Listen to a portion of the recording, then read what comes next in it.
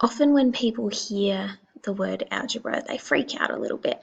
So these series of videos is designed so that you can get a little bit of a greater understanding of algebra, and so that it doesn't seem quite as scary as you might have thought from the beginning. So in this video, we're looking at substitution for variables, and I'll remind you what a variable is. It's used to describe an unknown amount in an expression or an equation. The equation has an equal sign and an expression on the left and the right hand side, and an expression does not have the equal sign. If we know that a variable has a particular value, we can calculate the expression or the equation by replacing the variable with that value or that number. And when we do that, we call it substitution. And you might think, how do we do that? I'm going to show you a couple of examples. First thing I want you to do is take some deep breaths because it's not that hard.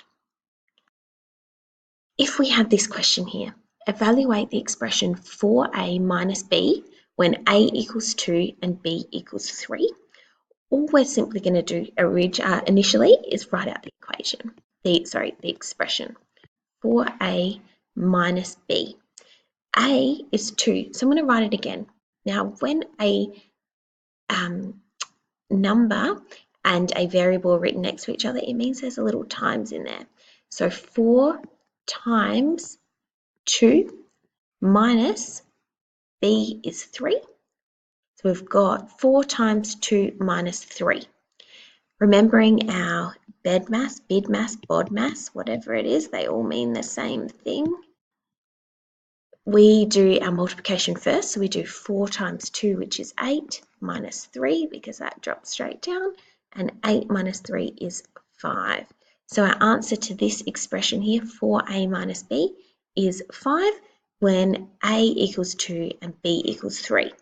If these numbers were different, say they were reversed, so we make that one 3 and we make that one 2, we rewrite our equation 4a minus b, remembering that 4a means 4 times a.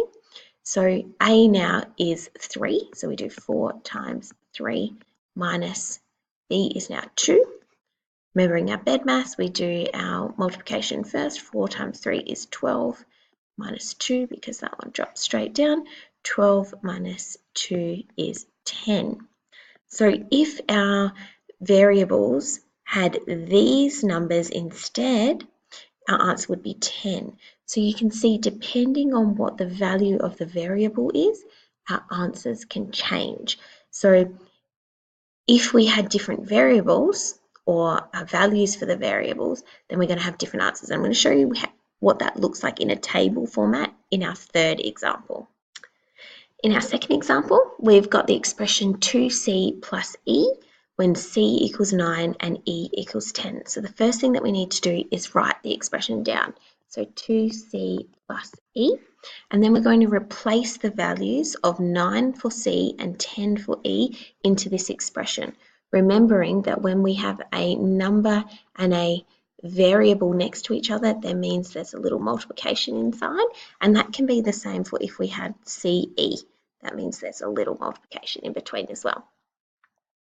So 2 times 9, C is 9, plus 10 as E.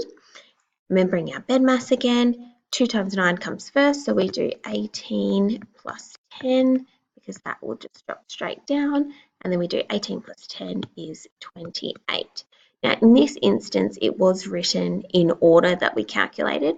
If this was flipped around, then say our equation was E plus 2C. We've got 10 plus 2 times 9. We would still do 18 first. We wouldn't do 10 plus 2 because we follow our BEDMAS rules.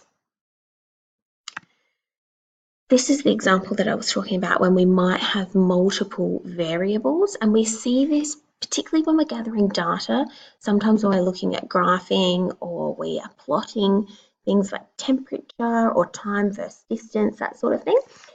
So in this example, what we're solving is y equals x plus 2. So we're actually solving y. We're finding out these are all unknowns here.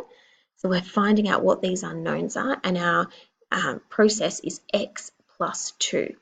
So y equals x plus 2, and you'll notice that when I've done my x here, I haven't done it like this because it gets a little bit confused with a multiplication sign.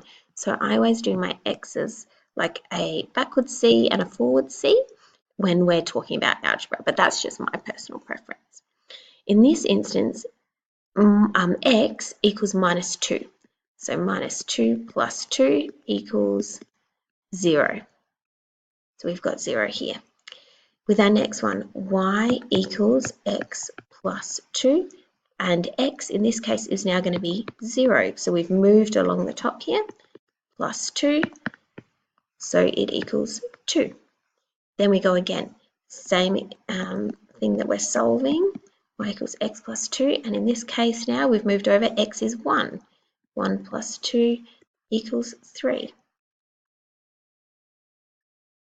And then our very lucky last one over here, y, finding out this one, equals x plus 2, and our lucky last is 2. So you can see a little bit of a pattern forming. You will notice that we started with minus 2, not minus 1. So if there was minus 1 in there, I could assume that it's going to be 1. Often what we get as our questions are not quite this easy, but it gives you a little bit of an overview about the process that we go through to calculate when we've got multiple variable values. So in this instance, x had from minus 2 to 2 to try and solve. And that's how easy it is to substitute your variables.